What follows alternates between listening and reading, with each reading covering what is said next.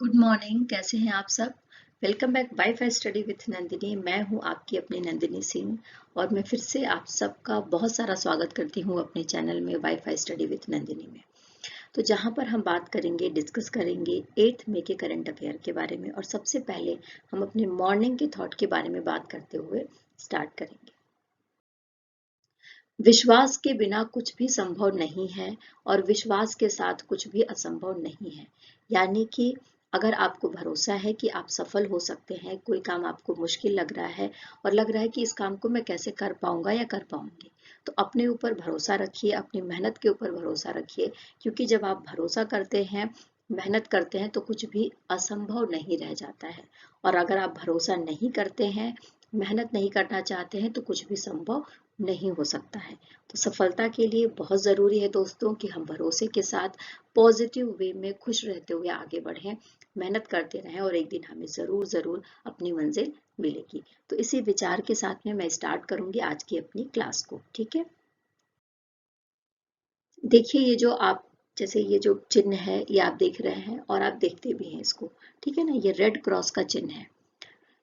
तो हर साल विश्व रेड क्रॉस दिवस यानी वर्ल्ड रेड क्रॉस डे मनाया जाता है 8 मई को। और इस बार भी 8 मई को रेड क्रॉस डे हम मना रहे हैं।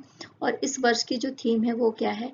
Everything we do comes, everything we do comes, hashtag from from the heart. इस थीम के साथ में हम विश्व रेड क्रॉस दिवस मना रहे हैं। और साथ में मैं आपको बता दूं कि ये जो हम विश्व रेड क्रॉस दिवस मना रहे हैं, ये स्पेशली अंतर्राष्ट्रीय रेड क्रॉस और रेड क्रिसेंट आंदोलन के सिद्धांतों को पूरी दुनिया में प्रसारित करता है। अब इनके सिद्धांत क्या थे? इनके सिद्धांत थे कि जो लोग मुश्किलों में फंसे हैं, प्राकृतिक आपदाओं में जो लोग फंसे हुए हैं, युद्ध का टाइम है, महामारी का टाइम है, तो उस टाइम पर ये एक अंतर्राष्ट्रीय संस्था के रूप में पूरी दुनिया के सामने उभर कर आते हैं और लोगों की निस्वार्थ भावना से लोगों की मदद करते हैं। ठीक है ना, तो उनके योगदान को बताने के लिए, लोगों को किस तरीके से मदद पहुंचाई जाए प्राकृतिक आपदाओं के समय, इन सभी बातों को लेकर विश्व रेड क्रॉस दिवस मनाया जाता है। अगर हम इसकी हिस्ट्री के बारे में बात करें तो इसके जनक हैं जीन हेनरी ड्यूनेट। कौन है? Gene Henry Dunant. ठीक है ना, जिन्होंने international committee of the red cross की स्थापना करी थी। International committee of the red cross की स्थापना करी थी और इनका जन्म 8 मई को हुआ था 1828 में स्विट्जरलैंड के जिनेवा में। तो इनके बर्थ एनिवर्सरी पर ही हम विश्व रेड क्रॉस दिवस मनाते हैं। ओके, अच्छा, हम इंडियन रेड क्रॉस सोसाइटी के बारे में बात कर रहे हैं। तो जैसा कि आप सबको पता है कि भारत भी रेड क्रॉस से रिलेट करता है। यानी जो हमने संस्थाओं के नाम पढ़े ना कि इंटरनेशनल रेड क्रॉस और साथ में ही रेड क्रॉस क्रिसेंट, तो इन संस्थाओं से जुड़ा हुआ है इंडियन रेड क्रॉस सोसाइटी, जिसकी स्थापना भारत में 1920 में करी गई थी। ओके, और ये भी डिजास्टर के टाइम और जो डिजास्टर का टाइम होता है या महामारी या पैंडेमिक का टाइम होता है, उस टाइम पर हेल्थ केयर से रिलेटेड हेल्थ फैसिलिटीज और जो भी सुविधाएं होती हैं वो लोगों तक प्रोवाइड करवाती है। नेक्स्ट हम बात कर रहे हैं जी, नेक्स्ट हम बात कर रहे हैं विश्व थैलीसीमिया दिवस के बारे में, यानी वर्ल्ड थैलीसीमिया डे।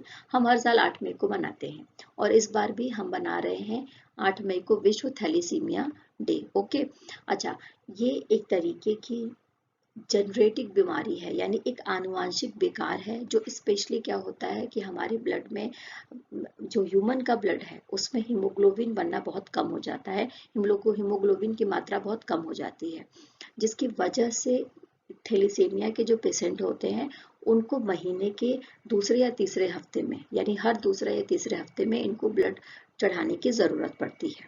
ठीक है, तो इसको ही हम बोलते हैं थैलीसीमिया। तो इसके लिए ही पूरी दुनिया में जागरूकता फैलाने के लिए 8 मई को विश्व थैलीसीमिया दिवस मनाया जाता है। और इस वर्ष की जो थीम है वो क्या है? जागरूक रहें, साझा करें, देखभाल करें। जागरूक रहें, साझा करें, देखभाल करें, इसके साथ में मनाया जा रहा है। इसकी शुरुआत कब करी गई थी? तो इसकी शुरुआत करी गई थी 1994 में थैलेसीमिया इंटरनेशनल फेडरेशन के द्वारा। कब किया गया था? इंटरनेशनल थैलेसीमिया इंटरनेशनल फेडरेशन के द्वारा इसकी स्टार्टिंग करी गई थी 1994 में। ओके, जैसा कि मैंने आपको बता ही दिया है कि ये एक ऐसी डिजीज है जो जो जनरेशन टू जनरेशन पास होती है। एक ब्लड डिसऑर्डर है, परमानेंट ब्लड डिसऑर्डर है, जिसमें क्या होता है कि जो आरबीसी सेल्स हैं उसमें हीमोग्लोबिन की मात्रा क्या हो जाती है, कम हो जाती है, जिससे जो रोगी है वो एनेमिक हो जाता है और उसको हर दूसरे या तीसरे वीक में ब्लड चढ़ाने की जरूरत पड़ती है। ओके, नेक्स्ट हम बात करें विश्व हास्य दिवस के बारे में। ठीक है ना, किसके बारे में बात कर रहे हैं, विश्व हास्य दिवस के बारे में बात कर रहे हैं, यानी वर्ल्ड लाफ्टर डे के बारे में बात कर रहे हैं, जिसको 7 मई को मनाया जाता है। या फिर अगर मैं ये कहूँ कि मई महीने का जो पहला रविवार होता है उस दिन मनाया जाता है। तो इसलिए इस बार जो मई का फर्स्ट संडे था वो 7 मई को था, तो इस बार हम 2023 का वर्ल्ड लाफ्टर डे कब मना रहे हैं, तो 7 मई को मना रहे हैं। ओके, 7 मई को हमने मनाया है। इसको हम क्यों मनाते हैं, तो स्पेशली इसके जो वर्ल्ड लाफ्टर डे के संस्थापक रहे हैं, जो लाफ्टर योगा रहे हैं, उन्होंने एक मूवमेंट चलाया था लाफ्टर से रिलेटेड, और इसके संस्थापक रहे हैं डॉक्टर मदन कटारिया। उनके द्वारा पहली बार इसे मुंबई में मनाया गया था, और उन्होंने जो हंसने के फायदे हैं, एक दूसरे के साथ मिलकर हंसने के जो फायदे हैं उसके बारे में लोगों में जागरूकता फैलाने के लिए, अवेयरनेस फैलाने के लिए, और कहते हैं कि कई सारे डिजीज से हम बच सकते हैं अगर हम हंसते हैं, खुलकर हंसते हैं तो। ठीक है ना, तो पहली बार मनाया गया था कब, 10 मई 1998 को भारत के मुंबई में, जिसमें लगभग 12,000 लोग शामिल हुए थे। ओके, इसके बाद भारत से बाहर भी इसे मनाया गया था। कहाँ पर मनाया गया था, तो डेनमार्क के कोपेनहेगन में मनाया गया था, और इस अवसर पर 10,000 लोग ने पार्टिसिपेट किया था, और ये एक रिकॉर्ड है जो गिनीज बुक में दर्ज है। ओके,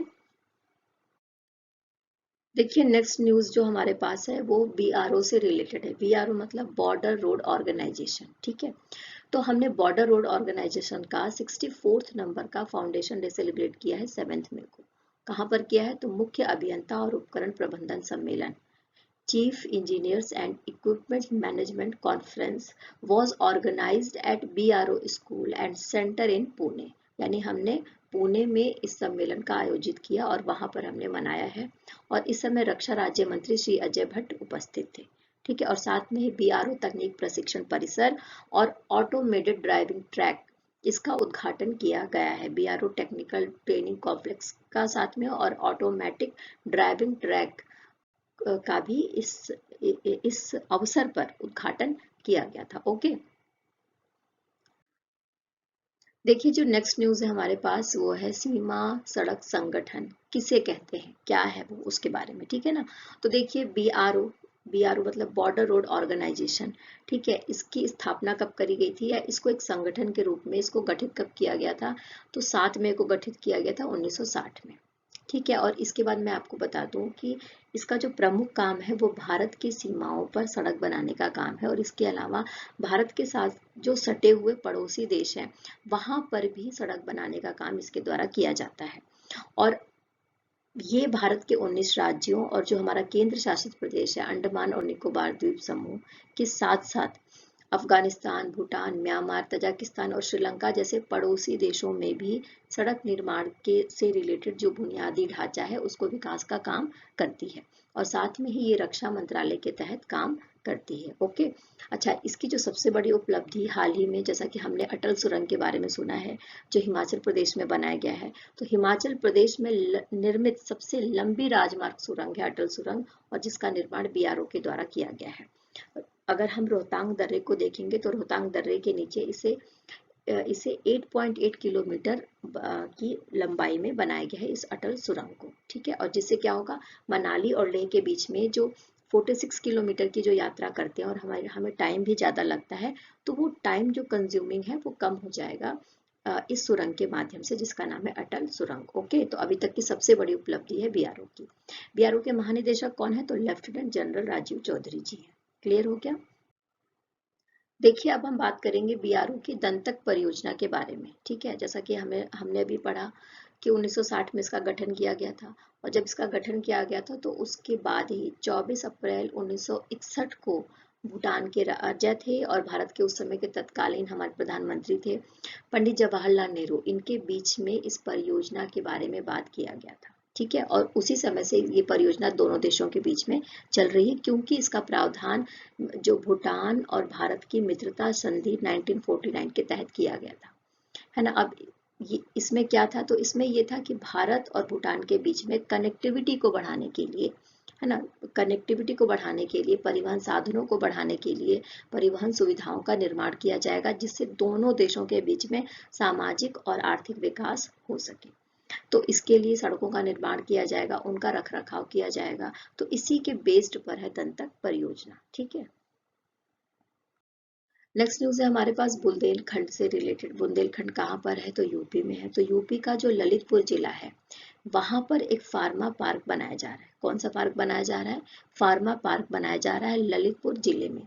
1500 हेक्टेयर भूमि में ये बनाया जाएगा। और मैं बता दूं कि ये जो जमीन है वो पशुपालन विभाग की है, और अब इसको औद्योगिक विकास विभाग को हस्तांतरित किया जाएगा, और उसके बाद से ही यहाँ पर काम स्टार्ट किया जाएगा, और बड़े पैमाने पर तैयारियां स्टार्ट कर दी गई हैं। ठीक है ना।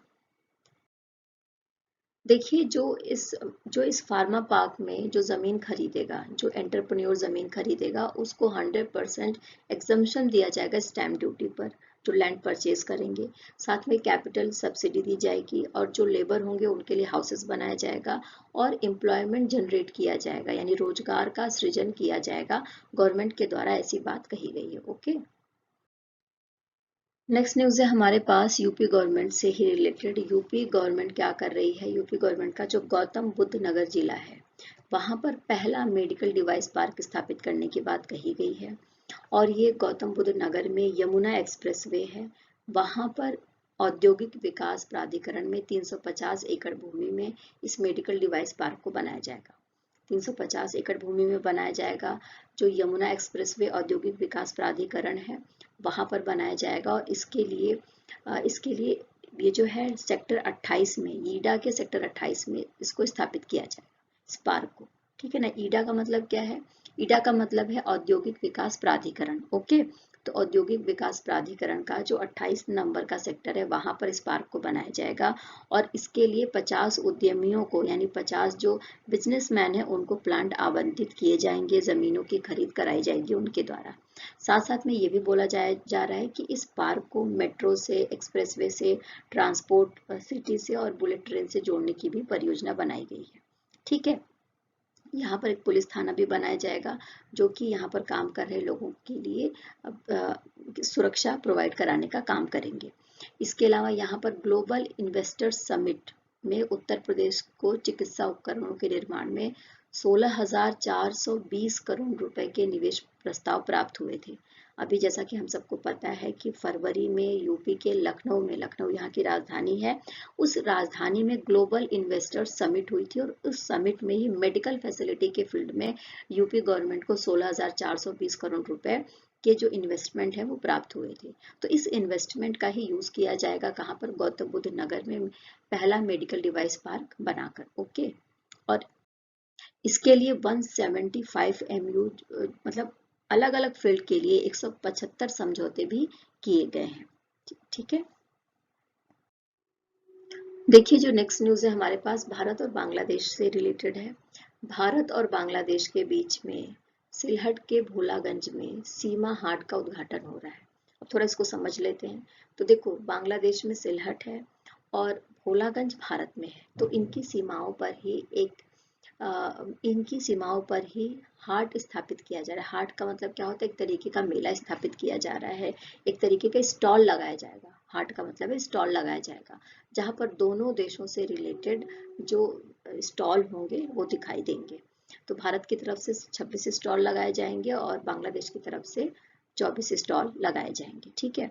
अच्छा, इसका उद्घाटन किसने किया है? तो बांग्लादेश के प्रवासी कल्याण और प्रवासी रोजगार मंत्री हैं इमरान अहमद, और भारत के सहायक उच्चायुक्त हैं नीरज कुमार जायसवाल। इन्होंने संयुक्त रूप से बॉर्डर हाट का उद्घाटन किया है, बांग्लादेश में सिलहट और मेघालय के पूर्वी खासी हिल्स के बीच पर, जो भोलागंज है वहां पर। ओके, समझ में आ गया।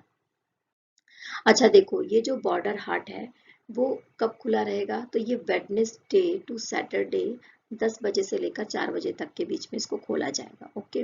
और सबसे पहला जो भारत और बांग्लादेश के बीच में हाट बनाया गया था, सीमा हाट बनाया गया था, वो 2011 में बनाया गया था, जिसमें कालीचर था। ठीक है। कालीचर कहाँ है?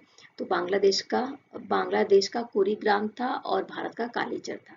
भारत का कालीचर किधर है, तो जो गोरा हिल्स डिस्ट्रिक्ट है, मेघालय का जो गोरा हिल्स डिस्ट्रिक्ट है वहां पर आता है। तो इन दोनों के बीच में फर्स्ट यानी पहला सीमा हाट बनाया गया था भारत और बांग्लादेश के बीच में 2011 में। ओके, देखिए जो नेक्स्ट न्यूज है हमारे पास वो है टेरिटोरियल आर्मी से रिलेटेड। तो हमारे जो देश के रक्षा मंत्री है राजनाथ सिंह जी, उन्होंने बोला कि टेरिटोरियल आर्मी में महिला अधिकारियों को नियंत्रण रेखा पर नियुक्ति करी जाएगी इंजीनियरिंग रेजिमेंटों के साथ में, और नई दिल्ली के टीए समूह मुख्यालय टेरिटोरियल आर्मी महानिदेशालय में स्टाफ ऑफिसर के रूप में। यानी इन दो जगहों पर नियुक्ति के बारे में बात की गई है हमारे रक्षा मंत्री राजनाथ सिंह जी के द्वारा। और मैं आपको बता दूं कि टेरिटोरियल आर्मी ने 2019 से ही ecological task force units, TA oil sector units और टीए रेलवे इंजीनियर रेजिमेंट, इनमें महिला अधिकारी हैं उनके नियुक्तियों के बारे में बात किया था। ठीक है, और एक तरीके से अब नियंत्रण रेखा पर हमारी महिलाएं भी, जो महिला ऑफिसर हैं उनकी भी नियुक्ति करी जाएगी, ऐसा आदेश दे दिया गया है, मंजूरी दे दी गई है रक्षा मंत्रालय के तहत। ओके,